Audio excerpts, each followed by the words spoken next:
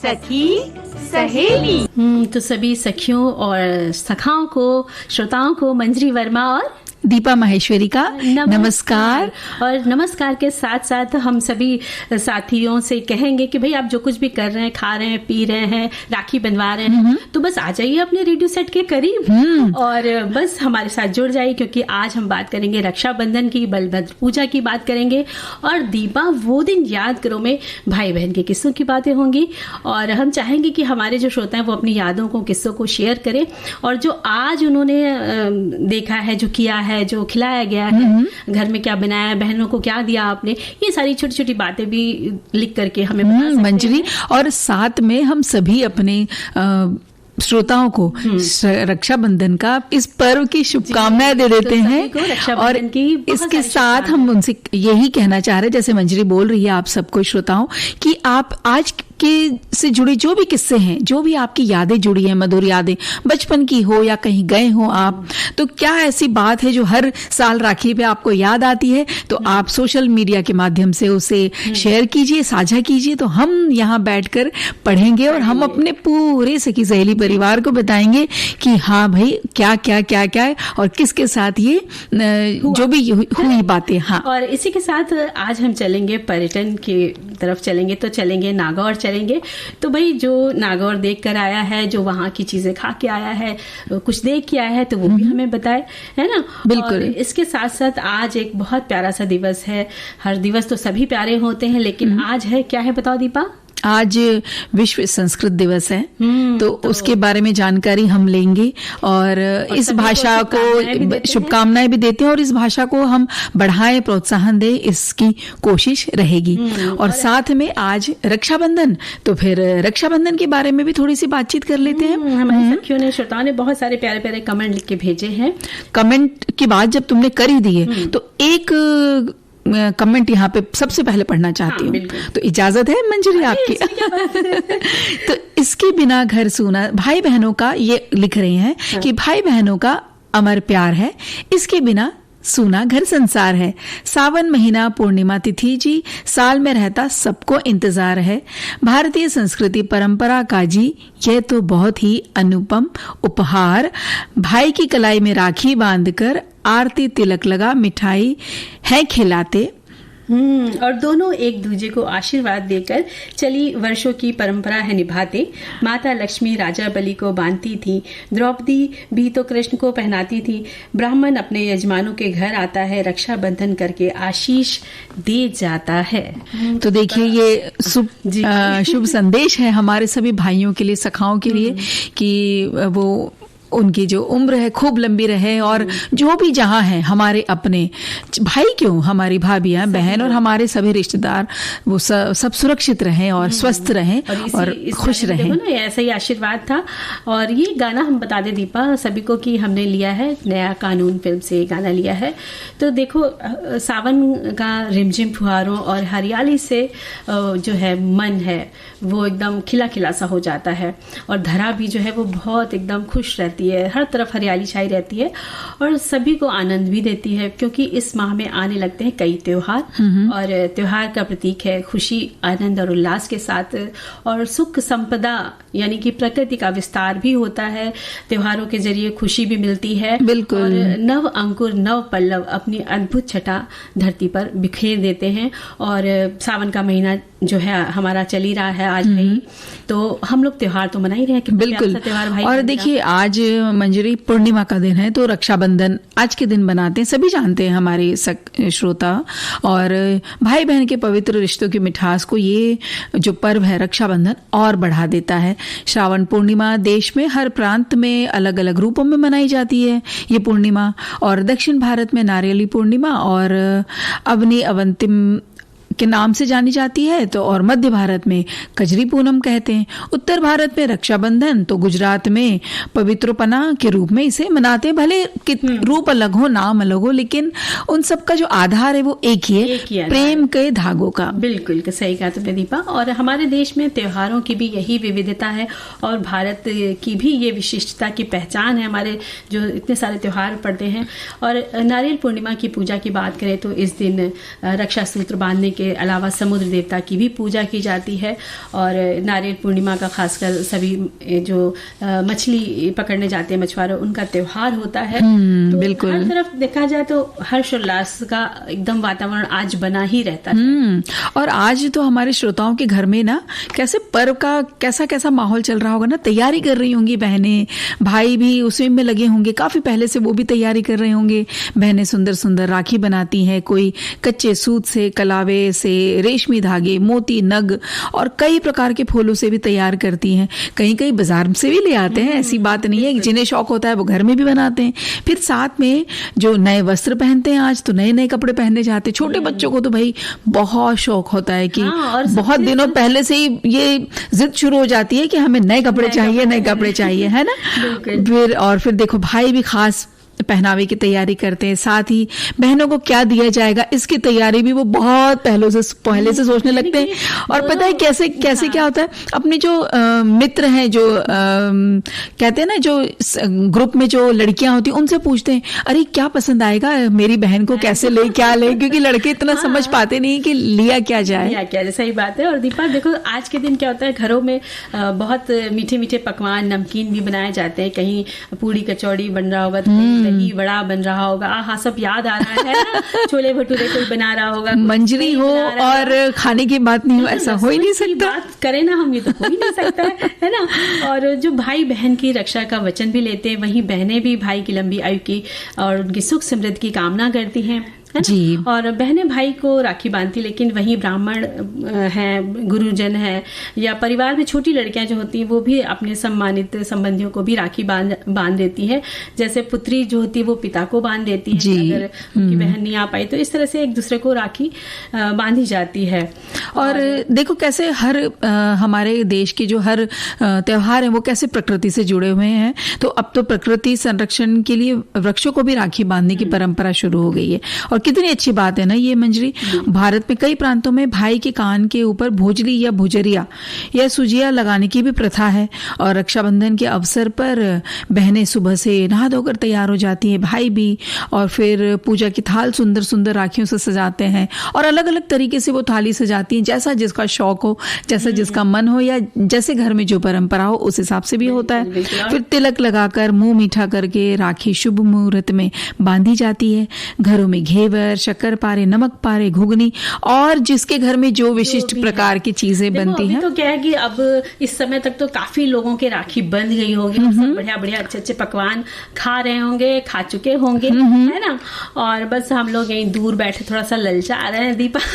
हम ललचा रहे हैं, आप ललचा रही हैं। दोनों ललचा रहे हैं। देखो अकेले क्यों बोल रही हैं? अच्छा है ना। और देखो ना, अब बात करें राजस्थान में राम राखी और चूड़ा राखी या लूमा बांधने का भी रिवाज है।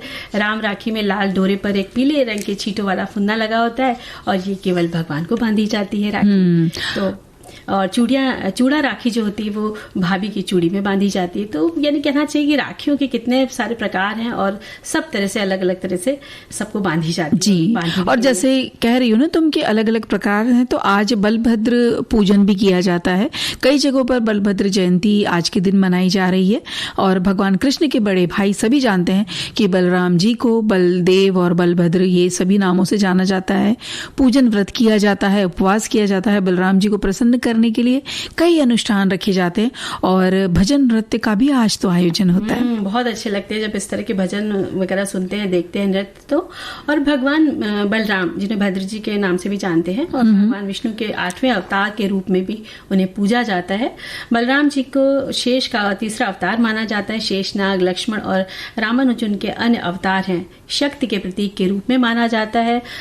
भक्त जो है शारीरिक शक्ति और स्वास्थ्य जीवन के लिए उनसे प्रार्थना करते हैं और आज ही वो विष्णु सहस्त्र नाम का पाठ भी करते हैं। यानी कि जो हमारे त्योहार हैं उनकी बहुत श्रद्धा से सभी लोग पूजा करते हैं। मेरी राखी का मतलब है प्यार भैया, तो ये गीत हमने बड़ा प्यारा सा लिया तिरंगा फिल्म से, है ना दीपा।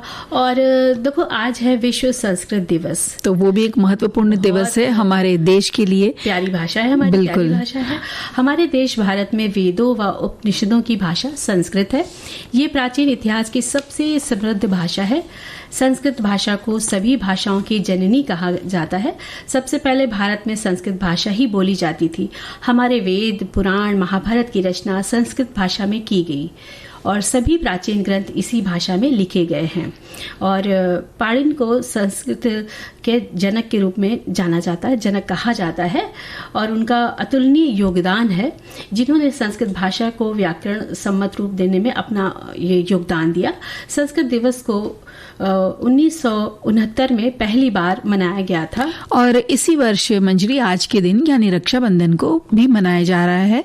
संस्कृत भाषा में लोगों की रुचि बढ़े, लोग अपनी भाषा को जाने समझे और जिससे अनेक ग्रंथ को पढ़ने का अवसर प्राप्त करने में ये दिवस मतलब वो पढ़ सकें इन ग्रंथों को, तो इस अवसर को प्राप्त करने के लिए ये दिवस मनाया जाता है। क्योंकि अक्सर लोगों को इस भाषा से दूर होते देखा जा रहा है। आजकल लोग इतना इसमें रुचि दिखा नहीं रहे हैं और संस्कृत भाषा हमारी संस्कृति का प्रतीक है, तो बहुत जरूरी है कि लोग जागरूक हों और इसके महत्व को समझें। संस्कृत दिवस श्रावण मास की पूर्णिमा के दिन मनाया जाता है और ये हमारे देव भाषा भी कही गई है।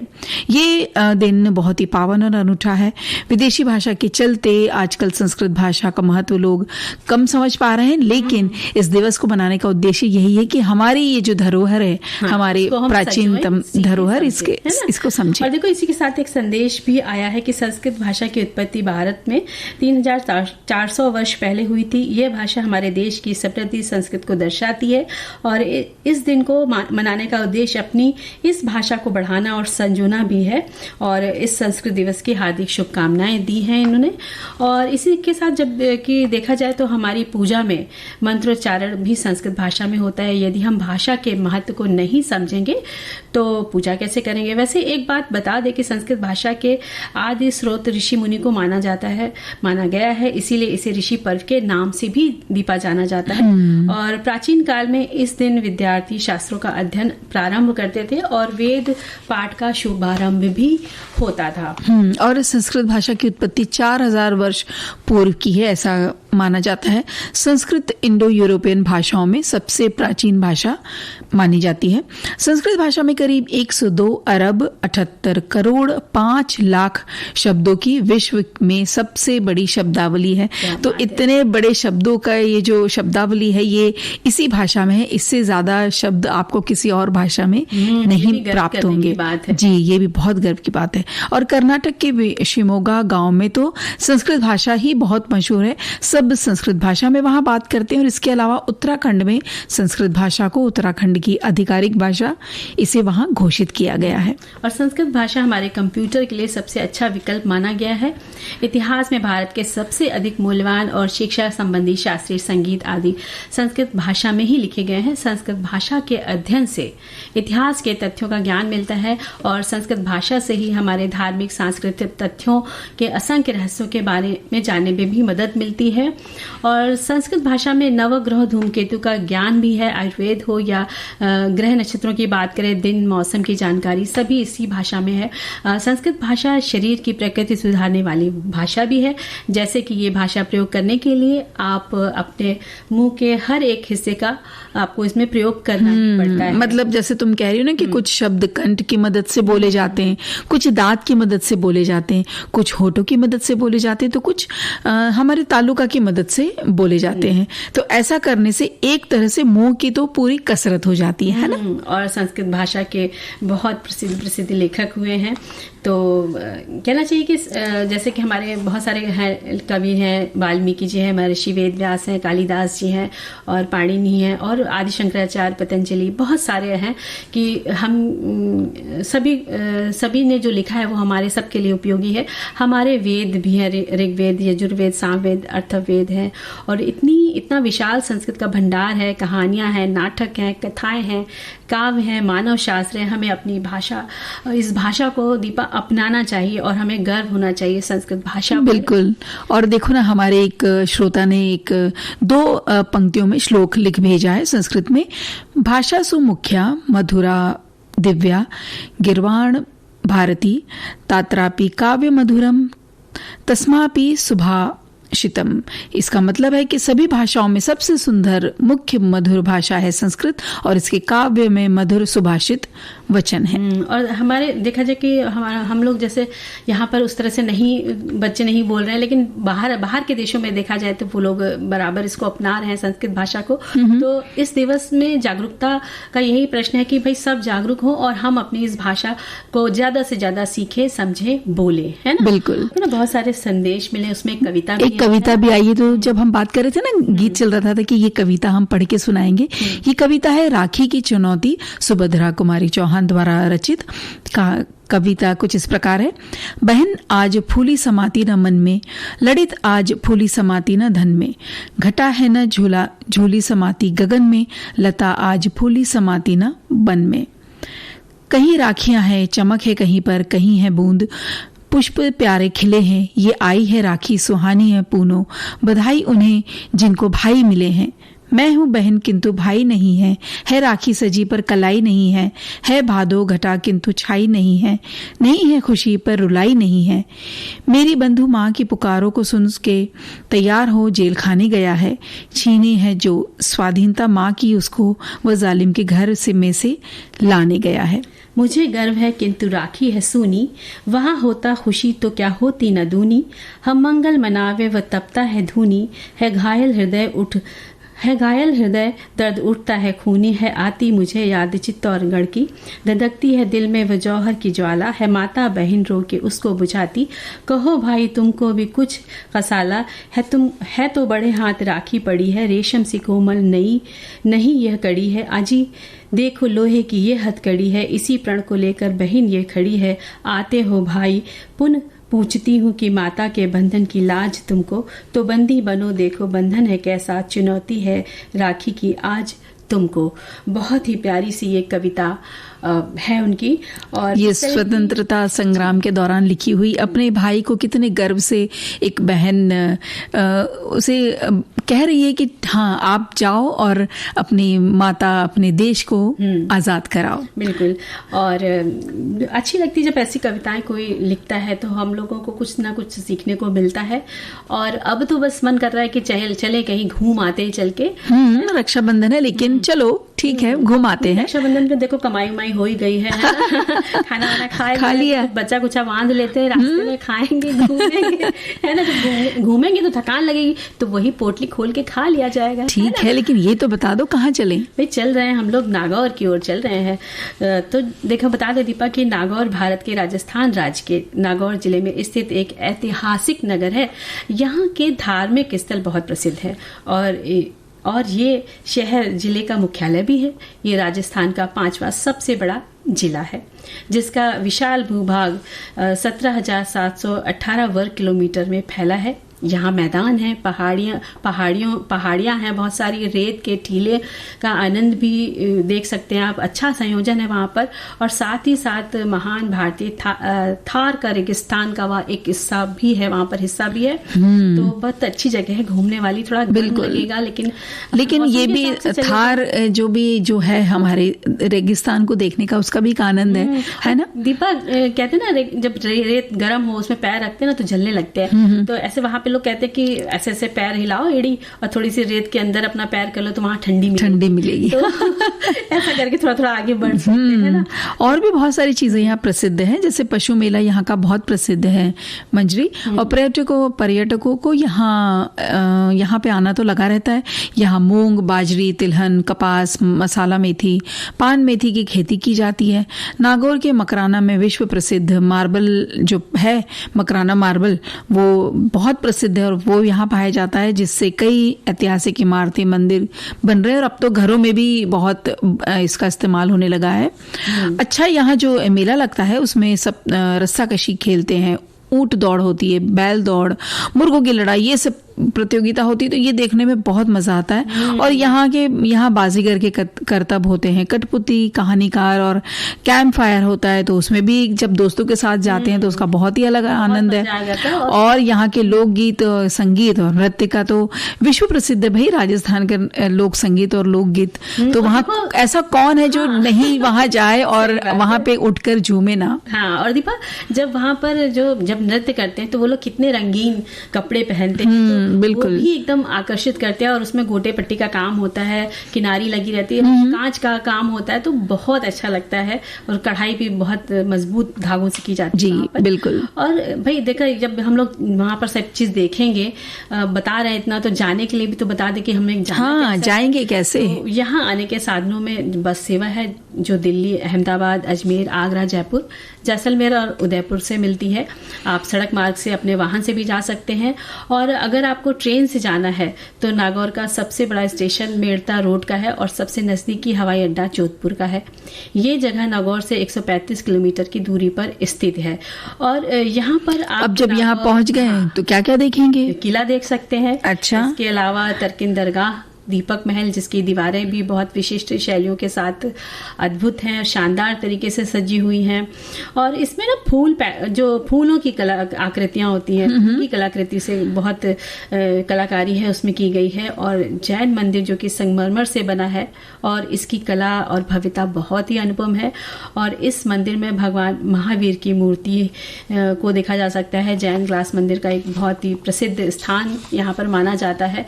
तो देखा जाए कि नागौर में इतना ऐतिहासिक है और इतनी ऐतिहासिक चीजें हैं देखने की कि आपको 1-2 दिन तो कम ही पड़ जाएंगे। बिल्कुल, तो अच्छा समय लेकर जाएं आप। और भी बता देते हैं कि और क्या क्या जगह है, जैसे अमर सिंह स्मारक की भव्यता देख सकते हैं आप, अकबरी महल हो गया, फिर पशुपतिनाथ मंदिर है, भगवान शिव को समर्पित है। और ये नागौर के मंजवास गांव में है।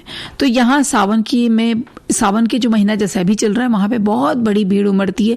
तो वहां आसपास के रहने वाले लोग तो जाते ही हैं। फिर नागौर का जो किला है वो मुख्य रूप से रेन वाटर हार्वेस्टिंग सिस्टम के लिए बहुत ज्यादा प्रसिद्ध है, जिसमें पानी की बचत हो जाती है। फिर यहाँ गणेश मंदिर भी है। यहाँ हर साल 3 दिनों का सूफी महोत्सव मनाया जाता है और इसका आयोजन हर वर्ष फरवरी में होता है। तो अगर आपको इस तरह के संगीत और में रुचि है तो आप जरूर फरवरी के महीने में जाइए। और इसके अलावा हांडी रानी का महल है, आभा महल है, भक्त सिंह महल है, राव अमर सिंह राठौर की छतरी का एक मुख्य पर्यटन स्थल है, बड़े पीर साहब की दरगाह, यहाँ पे संग्रहालय भी है, आप देख सकते हैं। और इसके साथ साथ श्री चतुर्भुजनाथ मंदिर एवं मीराबाई मंदिर भी है। मीराबाई स्मारक मेड़ता में है, माँ पांडुका माता मंदिर है, खिमसर का किला है। ये नागौर का एक मुख्य पर्यटन स्थल है जो खिमसर का किला भी कहलाता है। और ये 1523 में जोधपुर के राव जोधा के पुत्र रामकर्णी जी ने बनवाया था। अब ये होटल जैसा परिवर्तित कर दिया गया और राजसी वैभव को अगर आप देखना चाहते हैं तो आप यहाँ पर जाकर के उसका आनंद भी ले सकते हैं। और इसके साथ साथ श्री दिगंबर जैन बड़ा मंदिर लाडनू भी है। यहाँ 14 साल पुरानी जैन प्रतिमाएं देखने को मिलती हैं। और कुचामन दुर्ग है, गणेश डुंगरी, फिर श्री दधी माता मंदिर है, सांभर झील है, सिटी पार्क है, कर्माबाई मंदिर है। और ये सारे प्रसिद्ध स्थल है जहाँ आप जा सकते हैं। इसके अलावा प्रसिद्ध अब खान पान की बात हुई है तो भाई मंजरी देखो, मंजरी देखे ना, वहाँ मंजरी जाए ऐसा हो नहीं सकता है ना दीपा। तो मैं आपको बहुत कुछ चीजें देखो, एक लिस्ट बताती हूँ। गुलकंद शेक मिलता है वहाँ पे, पापड़ी चाट मिलता है, लड्डू की चाय मिलती है, ये बहुत अलग ही टाइप की है। लड्डू की चाय वो बहुत प्रसिद्ध है। फिर केसर वाली चाय है, मिठाई है, रस माधुरी, गोंद पाक और खोटवा लड्डू और दाल बाटी चूरमा तो भाई राजस्थान का प्रसिद्ध ये तो पकवान है। फिर सांगरी की सब्जी, लापसी, मालपुए का स्वाद जरूर जाके ले जाना चाहिए आप। प्याज की कचौरी, प्याज की कचौरी, दही बड़ा, मिर्ची बड़ा, ये सब चीजें होता है। तो टेक का अचार होता है। और भाई कंगना रे भाई, कंगना तो खनक ही रहे हैं। आज भाइयों के आगे खनक रहे तो भाई राखी बांध दिए, जल्दी निकालो। तो इस तरह की आज शरारतें तो बहनों ने जरूर की होंगी। इंतजार भी रहा होगा कि भाई बिल्कुल क्या क्या मिला। ये जो मीठी सी नोकझोंक होती है ना, इसका तो शायद साल भर इंतजार करते हैं कि जहाँ भाई के जेब में हाथ डाल के खींचे, जितनी ज्यादा उसके पर्स में पैसे हैं वो खींच लो, है ना। वो दिन याद करो में भी हम लोग ऐसी भाई बहन के किस्सों की बातें करेंगे और देखते हैं किसके पास कितने किस्से होते हैं। और हम अपने श्रोताओं से फिर से कहेंगे कि आपकी जितनी भी यादें हैं आप भेजिए, जल्दी आप लिख के भेजिए, तो हम ज्यादा से ज्यादा आपके। एक तो संदेश आ ही चुका है ना। देखो ये एक मुझे दिख रहा है, ये एक हमारे श्रोता लिखते हैं कि छोटे होते एक बार मैंने घर में ऐलान कर दिया कि मैं भाई को राखी नहीं बांधूंगी। अरे भाई, तो भाई ने कहा कि क्यों? तो मैं बोली तुम हर साल बिना गिफ्ट के ही राखी बनवा लेते हो? तो वो बोला इस बार बांध दे, अगले साल से पक्का दूंगा। तब तो मैंने राखी बांध दी, लेकिन वो अब भी मुझे कोई गिफ्ट नहीं देता, लेकिन मैं राखी उसको जरूर भेजती हूँ। तो भाई हम इनके भाई को कहेंगे कि गिफ्ट देने में इतनी कंजूसी ना कीजिए, कंजूसी करनी भी नहीं चाहिए। और ये तो प्यार है जो बढ़ता है, ये खाली एक प्यार का एक समझिए आप प्रतीक है। वो भी आपसे छेड़छाड़ के मांग रही है, लेकिन हमेशा याद रखेगी कि मेरे भाई ने मुझे ये दिया। उपहार तो कि हंसी मजाक का खींचातानी का है खाली, लेकिन जो भाई बहन का प्यार होता है, एक उनका इंतजार होता है, आज का इंतजार होता है कि हम कैसे उनके राखी बांधेंगे, कौन सी राखी बांधेंगे, है ना। तो वो बहुत खास होता है एक बहन के लिए, एक भाई के लिए, कि जब दोनों एक दूसरे से मिलते हैं। बिल्कुल। है ना। और ऐसे एक किस्सा है कि एक बार एक बहन थी, तो वो अपने भाई का इंतजार कर रही थी, तो वो राखी के एक दिन बाद आया। तो बस बहन को पता था कि भाई राखी वाखी तो बांध दी, तो बहन को पता था कि ये अटैची में अपने सूटकेस में कुछ ना कुछ तो लाया होगा। तो उसने जाकर के फटाफट सारा सूटकेस खोल के देखा, भाई का कुछ भी नहीं मिला। तो बोली क्या आज कुछ लाया नहीं तू मेरे लिए? तो कहता है लाया हूँ। तो पता चला उसे पता था भाई को कि मेरी बहन जो है मेरा सूटकेस देखेगी। तो उसने क्या किया था, अपनी शर्ट और पैंट का पीस लाया था, तो पैंट के पीस में उसने सलवार को तहा के रख दिया था और शर्ट में उसने कुर्ते को तहा के रख दिया। अरे वाह। ऐसा तहाया था कि बहन को पता ही नहीं चला। बहन ने सोचा कि भाई का कपड़ा है, तो उसने देखा नहीं। तो बाद में जब मिला तो बहन बहुत खुश हो गई। तो इस तरह की शरारतें भी भाई बहन एक दूसरे के साथ करते रहते हैं, तो ये भी बड़ा मजेदार। बिल्कुल। और एक किस्सा आप बता रही हो, तो एक किस्सा मुझे मेरे एक मित्र का याद आ रहा है कि वो हम जब 7वीं 8वीं में रहे होंगे जब हम लोग, तो हमारी वो मित्र का ट्रांसफर हो गया। अब उनका ट्रांसफर हो गया, उनके पूरा परिवार यहीं रहता था इसी शहर में जहां हम पढ़ते थे। तो अब क्या करे, वहां तो नए शहर में तो चली गई है, वहां भाई उनके पहुंच नहीं सके। अब रक्षाबंधन का दिन है और बहन उस वक्त छोटे छोटे थे, तो वो छोटों में बहुत ज्यादा उत्साह रहता ना कि हम राखी बांधे राखी बांधे। बाजार जाकर राखी तो ले आई, लेकिन वो छोटी थी, तो फिर उस दिन वो रोने लग गई रक्षाबंधन के दिन कि अब मैं किसको राखी बांधूं। तो पड़ोस में एक भाई रहते थे, एक परिवार रहता था, तो वहां पे भैया थे, उन्होंने फट से अपनी कलाई आगे कर दी कि अरे तुम क्यों रोती हो, लो हमें राखी बांध दो। तो आज कई साल हो गए, लेकिन वो आज भी अपने उस भाई को राखी, अब तो शादी हो गई, दोनों का ब्याह हो गया, लेकिन अपने अपने घरों में सुखी है, लेकिन आज भी वो राखी बहन भेजती है। और साल में एक बार ये लोग तय कर लेते हैं कि मिले, किसी भी तरीके से मिले। तो इस तरह से भी कभी कभी रिश्ते बन जाते हैं, और वो फिर जब तक हम हैं तब तक वो रिश्ता चलता रहता है। और कई बार ऐसा भी होता है कि हमने भाई तो मान लिया, लेकिन हम किसी कारणवश उसे राखी नहीं भेज पाए जी। तो भाई भी इतने अच्छे होते हैं ना कि वो अपनी तरफ से खरीद के रख लेते हैं राखी बहन के। बिल्कुल। और वो खुद अपनी बांध लेते हैं, बनवा लेते हैं घर में किसी से। तो ऐसे भी किस्से होते हैं। अब ऐसा होता है ना, कई परिवारों में ऐसा है कि कुछ भाई या कुछ बहनें अब विदेश में जाके बस गए हैं, तो फिर उनसे कहते हैं कैसे क्या करें।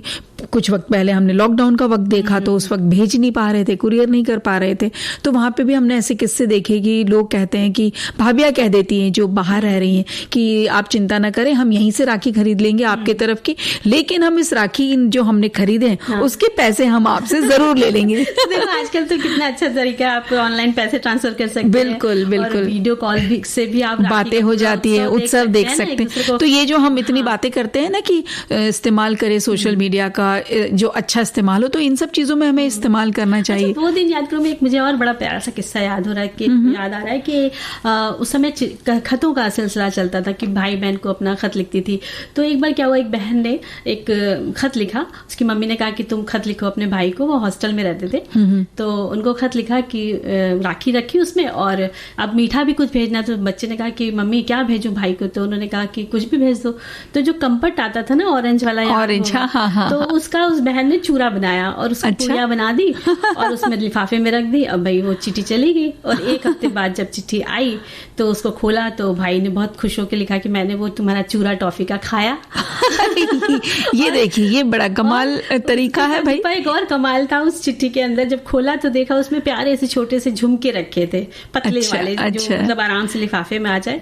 तो बहन को गिफ्ट भी आ गया और बहन ने भाई का मुंह भी मीठा करा दिया। तो इस तरह के किस्से बहुत प्यारे प्यारे से रहते हैं। बहुत सारे किस्से हम खुद बैठे बैठे याद कर रहे हैं ना, बहुत सारे अपने किस्से। अच्छा, एक संदेश आया है, हमारे श्रोता कहते हैं कि बचपन में रक्षाबंधन हम लोगों के लिए बड़ा ही खास त्योहार होता था। वो खासियत थी, बहुत सारी मिठाइयाँ उन दिनों, हंडिया में रसगुल्ले आया करते थे, सफेद पीले नारंगी रंग के रसगुल्ले। बहुत सारी बहनें और बुआएं आती थी, सबसे राखी बंधवा लेते थे। अम्मा और पापा जो पैसे देते थे वो उन्हीं को दे देते थे, क्योंकि छोटे होते थे ना, तो जो अम्मा ने दिया, जो पापा ने दिया, वो हमने पैसा आगे बढ़ा दिया। और मिठाई बहुत सारी हो जाती थी, पूरी तो खा नहीं सकते थे, उन्हें छुपा कर रख लेते थे। ये भी अच्छी बात है भाई, ताकि बाद में खा सके। बाद में जब मिठाई देखते तो आधी से ज्यादा मिठाई गायब, जो छोटी बहनें और भाई मिलके गायब कर देते थे। मैं सबसे बड़ा था तो सबको माफ कर देता था। इस तरह से मिठाई बहन को मिल जाया करती थी। तो भाई ये बड़ा होने के अगर फायदे हैं तो कभी कभी नुकसान भी उठाने पड़ते हैं, क्योंकि हमें बहुत सारी चीजों में ना, हमें घर में बचपन से सिखा दिया जाता है कि तुम बड़े हो तो भाई तुम त्याग कर दो। बिल्कुल। और एक ऐसी किस्सा कि राखी के दिन होता है ना कि भाइयों को कहा जाता बहनों को जल्दी जल्दी नहा लो, तो उसमें एक बहन का भाई जो थे वो नहाता नहीं था, छोटा सा था, बहुत शैतान था, तंग करता था, बोलता था मैं तो शाम को नहाऊंगा। और एक बार तो उसने शाम को ही नहाया और बेचारी बहनें भूखी बैठी रही, फिर जाके राखी बंधी। तो इस तरह के भी प्यारे प्यारे किस्से होते हैं। और देखो एक और संदेश आया है, हमारे श्रोता कहते हैं कि रक्षा का मतलब सुरक्षा होता है और बंधन का मतलब बाध्य होता है। रक्षाबंधन में एक रक्षा सूत्र का सबसे अधिक महत्व है, क्योंकि राखी कच्चे सूत जैसे सस्ती वस्तु से लेकर रंगीन कलावे रेशमी धागे से बनी होती है। रक्षाबंधन भाई बहन के रिश्तों का प्रसिद्ध त्योहार है और रक्षा सूत्र कोई भी किसी को बांध सकता है उसकी रक्षा के लिए, और जो बांध रहा है उसकी रक्षा के लिए। लेकिन वर्तमान समय में ये परंपरा अब भाई बहन के बीच में सिमट कर रह गई है, लेकिन अभी भी कई घरों में ऐसा होने लग गया है कि सब एक दूसरे को बांधते हैं। और देखो एक प्यारा सा कमेंट लिखकर भेजा है हमारे श्रोता ने, लिखते हैं कि हमारे यहाँ तो दीदी कल राखी है, लेकिन आज इनके यहाँ हुआ है तो उनको शुभकामनाएं। और कहते हैं पहले जब राखी का त्योहार आता था तो उससे 1-2 रोज पहले हम अपनी बहनों से जानबूझकर झगड़ा कर लेते थे ताकि उस दिन कोई लेन देन ना हो। ये भी अच्छा आइडिया है भाई। और जब परिपक्व हुए तो बड़ी आत्मग्लानि सी होती थी। मंजरी, हम तो यही कामना करते हैं कि सभी बहनों के भाई खुश रहे, स्वस्थ रहे, बहुत लंबी उम्र और सभी बहनें इसी तरह से हंसती मुस्कुराती रहें। और देखो हमने दीदी फिल्म का गाना सुना दिया और इसी के साथ विदा लेते हैं। तो सभी को मंजरी वर्मा और दीपा माहेश्वरी का नमस्कार।